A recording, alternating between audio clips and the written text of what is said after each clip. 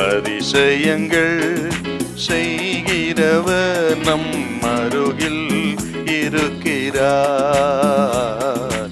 அற்புதங்கள் செய்கிறவர் என்றும் நமக்குள் வசிக்கிறார்.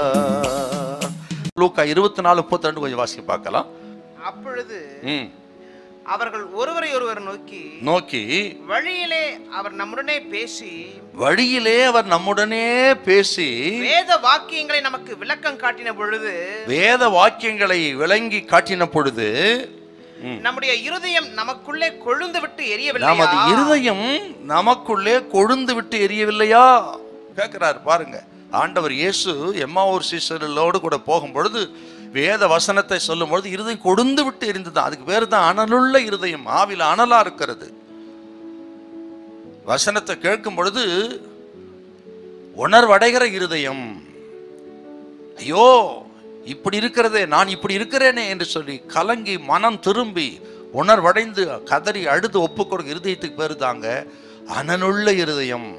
ஆக ஆண்டவர் அனலுள்ள இருதயத்தை எதிர்பார்க்கிறோம். இருதயம் அப்படி இருக்கணும். அதோட அர்த்தம் என்னன்னு கேட்டீங்கன்னா, நம்ம மனசாட்சி எப்போ சுத்தமா இருக்கணுங்க. மனசாட்சி சுத்தமா கர்த்தர் கண்டித்து உணர்த்தும் பொழுது உணர்வடைகிற ஒரு நல் மனசாட்சி உள்ள இருதயமா இருக்கணும். அதான் அனலுள்ள இருதயம். இப்படி ஆண்டவர் நம்மிடத்துல குளிர்ந்த இருதயத்தை அல்ல, ஆவில் அனலா இருக்கிற இருதயத்தை இருக்கிற. அப்ப எப்பவுமே நம்ம மனசாட்சி சுத்தமா வச்சுக்கிடணும்.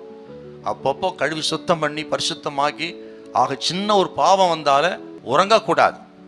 அப்படி அறிக்கை செய்து ஒப்பு கொடுத்து நம்ம பரிசுத்தப்படுத்தி கொடுக்குற நல்ல மனசாட்சி உள்ள சொத்து இருதயமா எப்பவும் இருக்க வேணும். அது ஆண்டவர் எதிர்பார்க்கிறா. இல்லைன்னா சொல்றாரு பாருங்க, உன்னை நான் வாயிலிருந்து வாந்தி பண்ணி போடுவேன் சொல்றாரு பாரு. இன்னைக்கு நம்முடைய ஆவிக்குரிய வாழ்க்கை கொஞ்சம் ஆராய்ச்சி பாருங்க. எப்படி இருக்கிறோம்?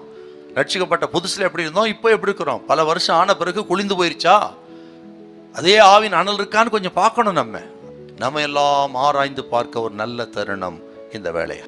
நீங்க ஆத்துல பாத்தீங்கன்னா செத்த மீன் ஆத்து தண்ணீரோடு மறந்துகிட்டே போயிடும்.